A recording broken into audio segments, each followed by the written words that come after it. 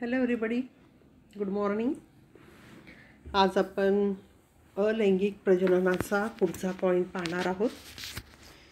काल आपण अलैंगिक प्रजनन म्हणजे काय, तेव्हा सुरुवातीला आपण प्रजनन म्हणजे काय आणि त्याचे प्रकार पाहिले. थोडंसं बॅक जाऊयात. तर प्रत्येक सजीव हा स्वतःसारखा दुसरा जीव निर्माण करतो, त्याला आपण प्रजनन असं म्हणतो.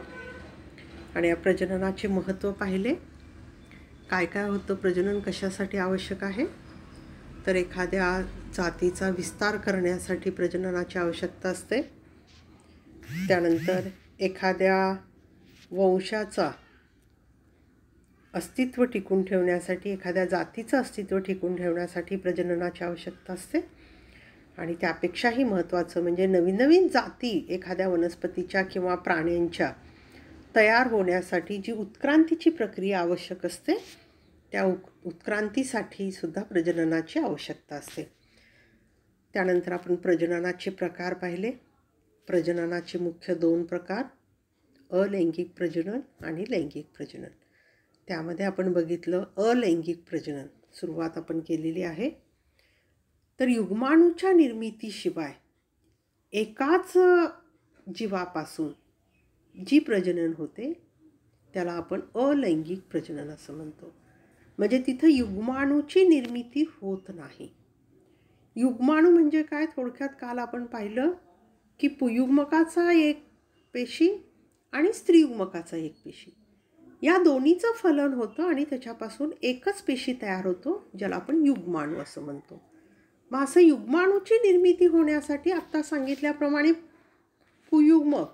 पुयुग्मक म्हणलं की नर जातीमध्ये पुयुग्मक असतो आणि मादी जातीमध्ये काय असतं, स्त्रीयुग्मक असतो. म्हणजे तुम्हाला इथं दोन्ही जातीची गरज असते, नर पण पाहिजे आणि मादी पण पाहिजे. आणि या दोन्हीच्या पेशीपासून तिथं युग्माणू तयार होत असतो. मग या युग्माणूची परत वाढ होते आणि त्याच्यापासून नवीन जीव तिथं तयार होत असतो, नवीन जीव. म्हणजे या प्रजनन पद्धतीमध्ये आपल्याला नर आणि मादी अशा दोन्ही प्रकारच्या सजीवांची आवश्यकता असते, तरच तिथं युग्माणू तयार होतो. पण या दोन्ही शिवाय फक्त नरापासून किंवा मादीपासून जेव्हा नवीन जीव तयार होतात, तेव्हा त्या प्रजनन पद्धतीला अलैंगिक प्रजनन पद्धती असं म्हणतात. तर आपण परत जाता अलैंगिक प्रजनन पद्धतीमध्ये एकपेशीय सजीवातील अलैंगिक प्रजनन पाहिलं. एकपेशीय, ज्यांचं शरीर एकाच पेशीपासून बनलेलं आहे, त्यांच्यामध्ये कोणत्या प्रकारचं प्रजनन होतं, तर त्याचे आपण 3 प्रकार पाहिलेले होते. द्विविभाजन, त्याच्यानंतर दुसरं होतं बहुविभाजन आणि तिसरं होतं मुकुलायन पद्धती. ठीक आहे. तर त्याच्यातला आपल्याला आता पहिला प्रकार पाहायचा आहे, द्विविभाजन पद्धती. सजीवातील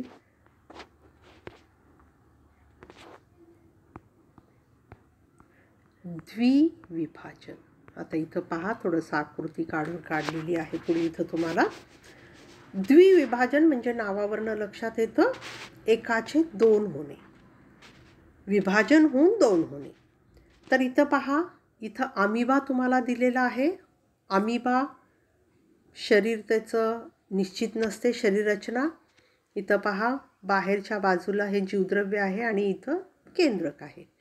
हे असं त्याची शरीररचना आहे, पेशी आहे, एक पेशी सजीव. मग आता नंतर काय झालेलं आहे, इथं तुमच्या लक्षात येईल. नंतर इथं केंद्रकाचं, हा जो केंद्रक आहे ह्याचे पहा, थोडंसं इथं विभाजन झालं आहे. वरच्या बाजूला एक केंद्रक, इथं खालच्या बाजूला एक केंद्रक, आणि इथं थोडीशी खाच तयार होते मध्यभागी. काल सांगितल्याप्रमाणे ही खाच हळूहळू अशी वाढत जाते आणि केंद्रकाचा काही भाग आणि पेशीद्रव्याचा काही भाग, इथं केंद्रकाचा काही भाग आणि पेशीद्रव्याचा काही भाग, असे 2 अमिबा तिथं तयार झालेले आहेत. मग याला म्हणायचं द्विविभाजन पद्धती. ठीक आहे. तर सुरुवातीचा जो हा पेशी असतो, ज्याच्यामध्ये विभाजन होत आहे, त्याला म्हणायचं जनक पेशी. आणि या जनकाचं विभाजन होऊन ज्या या नवीन पेशी तयार झालेल्या आहेत त्याला म्हणायचं अपत्य पेशी. जनक पेशी आणि अपत्य पेशी म्हणजे एका जनकापासून 2 अपत्य पेशी तिथं तयार झालेले आहेत. तर असं द्विविभाजन. मग आता इथं तुम्ही 3 आकृत्या इथं पहा, तुम्हाला 3 वेगवेगळ्या आकृत्या दिलेल्या आहेत. वरच्या बाजूला एक इथं अमिबाची आहे, ही खाली जी आहे ती पॅरामेशियमची आहे आणि इथं खाली जी आहे ती युग्लिनाची. तिन्ही एकपेशीय सजीव आहेत. पण तिघांमध्ये होणारं विभाजन जे आहे थोडंसं वेगवेगळ्या प्रकारचं आहे. तर पहिल्यांदा अमिबामध्ये जे इथं बघा आडवं असं विभाजन झालंय, असं आडवं. मग याला म्हणायचं आडवे द्विविभाजन. म्हणजे विभाजन त्याचं आडवं होतं. ठीक आहे. आता इथं बघा, इथं तुम्हाला दिसतं आहे इथं इथं जे आहे कोणत्याही अक्षामध्ये होतं अमिबाचं. असं इथून पण होऊ शकतं, इथून पण होऊ शकतं, इथून पण. इथं आडवं दाखवलेलं आहे, पण इथं मात्र त्याची शरीररचना अनियमित असल्यामुळं कोणत्याही अक्षात होतं अमिबामध्ये. त्याच्यानंतर इथं पहा तुम्हाला पॅरामेशियम दिलेला आहे. पॅरामेशियममध्ये आता इथं आडवं विभाजन. हे पहा, इथं केंद्रक असतो, हे अशा प्रकारे आडवं विभाजन झालेलं आहे. आणि एका जनक पॅरामेशियमपासून 2 अपत्य पॅरामेशियम तयार झालेले आहेत. याला म्हणायचं आडवे विभाजन. ठीक आहे. याचं कोणत्याही अक्षातून, म्हणून याला साधे विभाजन असंही म्हणतात. अमिबामध्ये साधे विभाजन होते, पॅरामेशियममध्ये आडवे विभाजन होते आणि इथं पहा तुम्हाला खाली दिलेलं आहे इथं युग्लिनामध्ये उभे विभाजन. कारण त्याची शरीररचना तशी आहे. जर तुम्ही असं आडवं विभाजन केलात की हे जे त्याच्या युग्लिनामध्ये ज्याला स्पर्शिका म्हणतात ते विभागले जाणार नाहीत. शरीररचना त्याची वेगळी होईल. म्हणून मग त्याचं काय होतं, असं उभं विभाजन होतं. पहा असं उभं, हे असं उभं आहे. त्याच्यामुळं पेशीचा देवीचा काही भाग इकडं आणि काही भाग इकडं. हे पहा असं केंद्रकही विभागला जातो आणि बाकीचे जीवद्रव्य विभागलं जातं आणि एका पेशीपासून तुम्हाला इथं 2 पेशी तयार झालेल्या दिसतात. मग याची शरीररचना अशी असल्यामुळं त्याचं उभं विभाजन होणं गरजेचं असतं. म्हणजेच आता आपण पाहिलं की या पेशीचे जे आहेत विभाजन हे मुख्यतः द्विविभाजन सजीवामध्ये 3 प्रकारे होतं. एक साधे विभाजन कुठल्याही अक्षातून होतं, त्याचं उदाहरण आहे अमिबा. साधे विभाजन अमिबामध्ये होतं. दुसरं आहे उभे विभाजन. उभे विभाजन होतं पॅरामेशियममध्ये. आणि तिसरा प्रकार आहे आडवे विभाजन जे आहे ते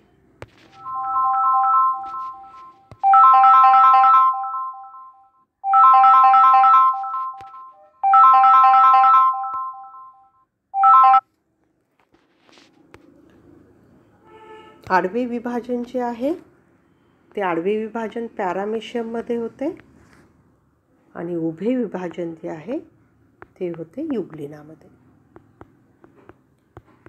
आडवे विभाजन पॅरामेशियममध्ये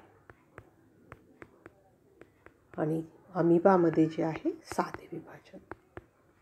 हे अशा प्रकारे 3 प्रकारे विभाजन होत असतं. ठीक आहे.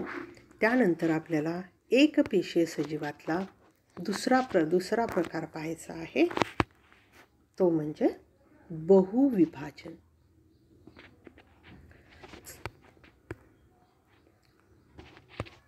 बहुविभाजन बहु म्हणजे आता नावावरनं लक्षात होतं अनेक वेळा विभाजन होणे. अनेक वेळा एकाच सजीवाचं काय होतं, अनेक वेळा विभाजन होतं. इथं 1 मिनिट तुम्हाला आकृती दाखवते मी इथं.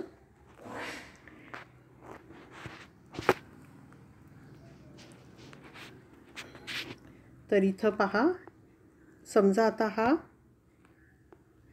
अमिबा आहे, अमिबाचा हा केंद्रक आहे. ठीक आहे. मग काय होतं, या अमिबाचं आणि केंद्रकाचं इथं अनेक वेळा विभाजन होतं. पण ते होण्यापूर्वी त्या अमिबाच्या भोवती एक असं विशिष्ट असं कठीण असं आवरण तयार होतं, असं अमिबाच्या भोवती. हे केव्हा होतं, प्रतिकूल परिस्थिती जेव्हा असते. प्रतिकूल परिस्थिती म्हणजे त्याला पुरेसं अन्न न मिळणं, पुरेसं पाणी न मिळणं, त्या परिस्थितीला म्हणायचं प्रतिकूल परिस्थिती. मग या प्रतिकूल परिस्थितीमध्ये काय होतं, ह्या अमिबाचं त्याच्या आतल्या बाजूलाच केंद्रकाचं अनेक वेळा विभाजन होतं असं. आणि बाहेर तर अशी ही संरक्षक कवच आहे. या संरक्षक कवचाला म्हणतात पुटी. काय म्हणायचं त्याला, पुटी म्हणतात.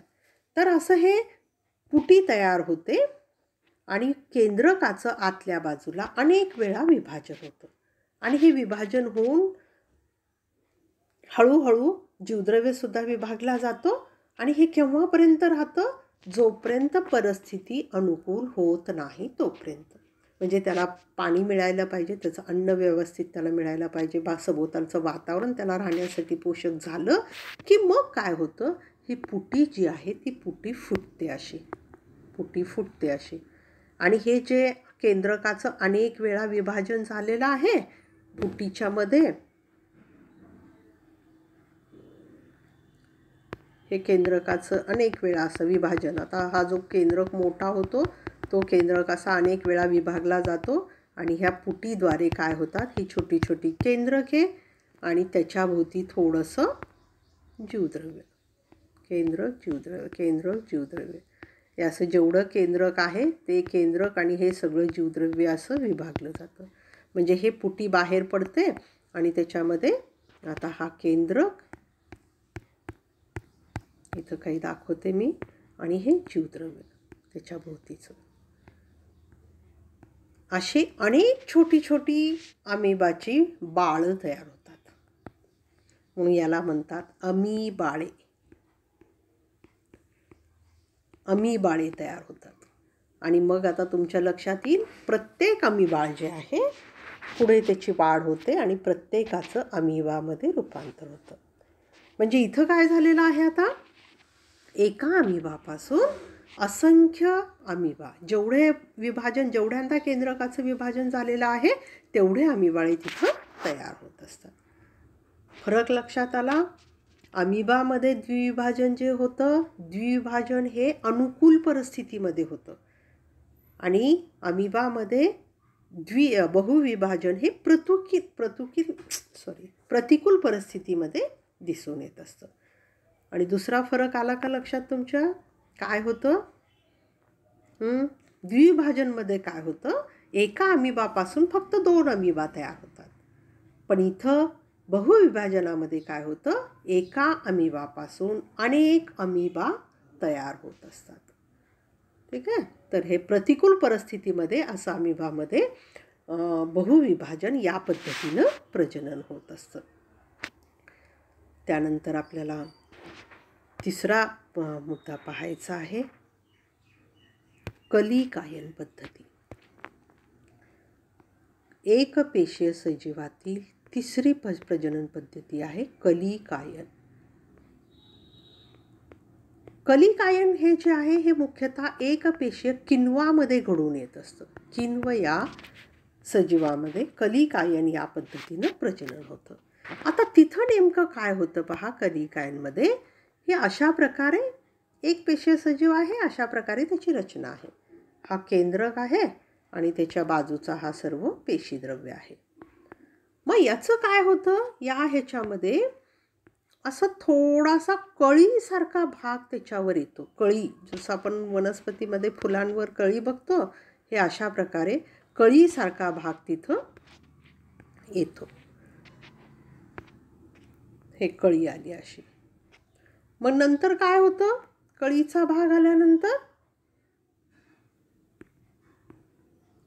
हळूहळू आता ह्या कळीमध्ये काय होतं, केंद्रकाचा काही भाग आणि जीवद्रव्याचा काही भाग ह्याच्यामध्ये जातात.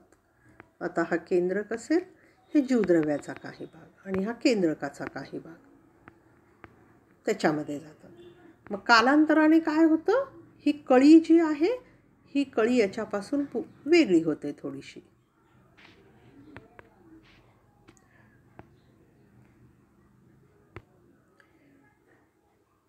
ही कळी अशी थोडीशी वेगळी होते आणि हा मूळचा जो पेशी आहे तो पेशी असा वेगळा होतो. हे अशा प्रकारे त्याची शरीररचना होते. म्हणजे हा कळी आता एक किण्व झालं आणि हा दुसरा किण्व. हे अशा प्रकारे म्हणजे एका याच्यापासून दोन तिथं किण्व तयार झालेले आहेत. याला म्हणायचं कलिकायन पद्धती. कळी येणं नावावरनं लक्षात येतं. तर कलिकायन पद्धतीमध्ये एक पद्धती ही मुख्यतः किण्वामध्ये घडून येत असते. तर ह्या किण्वामध्ये काय होतं, आधी जनक पेशीला एक कळी येते, फुगवटा येतो, त्यालाच आपण कळी असं म्हणतो. आणि मग नंतर सूत्री विभाजन होतं केंद्रकाचं. केंद्रकाचा काही भाग आणि जीवद्रव्याचा काही भाग हे किण्वा त्या कळीमध्ये जातात किंवा त्या फुगवट्यामध्ये जातात. त्याच्यानंतर हा फुगवटा त्या किण्वापासून त्याच्या शरीराच्यापासून थोडासा बाजूला होतो, त्याची पूर्णता वाढ होते आणि त्याचं किण्वामध्ये रूपांतर होतं. तर अशा प्रकारे आपण पाहिलं एकपेशीय सजीवामध्ये होणारे प्रजननाच्या पद्धती. त्यानंतर थोडासा आपण भाग घेऊया बहुपेशीय सजीवामध्ये होणारे अलैंगिक प्रजनन.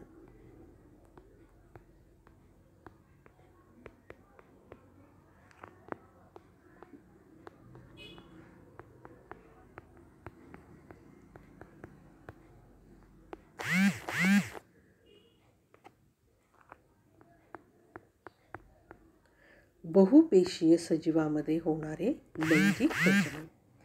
तर आता बहुपेशीय सजीवामध्ये अलैंगिक प्रजनन जे आहे ते परत मुख्यतः 6 प्रकारे होतं.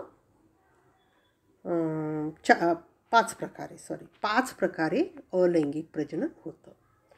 सुरुवातीला आपण त्याची नावं पहा. सुरुवातीला पहिला आहे खंडीभवन. फक्त आधी नावं लक्षात घ्या. खंडीभवन. दुसरा आहे पुनर्जनन. तिसरा आहे मुकुलायन. चौथा आहे शाकीय प्रजनन.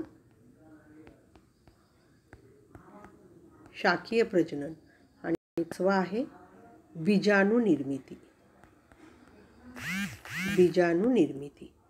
तर अशा प्रकारे बहुपेशीय सजीवामध्ये 5 प्रकारे अलैंगिक प्रजनन होतं. खंडीभवन, पुनर्जनन, मुकुलायन, शाकीय प्रजनन आणि 5वा आहे बीजाणुनिर्मिती. तर याच्याविषयी डिटेल आपण उद्याच्या पिरियडमध्ये पाहूयात. तर परत एकदा आजचा झालेला भाग. एकपेशीय सजीवामध्ये प्रजनन हे 3 प्रकारे होतं. द्विविभाजन परत 3 प्रकारे होतं. साधे विभाजन, आडवे विभाजन आणि उभे विभाजन. साधे विभाजन हे अमिबामध्ये, ज्याची शरीररचना निश्चित नसते अशा अमिबामध्ये साधे विभाजन होते. आडवे विभाजन पॅरामिशियममध्ये होते आणि युग्लिनामध्ये उभे विभाजन. त्यानंतर दुसरा अलैंगिक प्रजननाचा दुसरा प्रकार पाहिला बहुविभाजन. एकापेक्षा जास्त वेळा विभाजन होतं आणि एका जनक पेशीपासून अनेक अपत्य सजीव तयार होतात, त्याला म्हणायचं बहुविभाजन.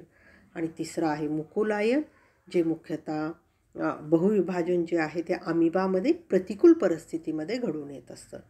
आणि तिसरा प्रकार जो पाहिला तो म्हणजे कलिकायन पद्धती, जे आपल्याला किण्वामध्ये घडून येतं.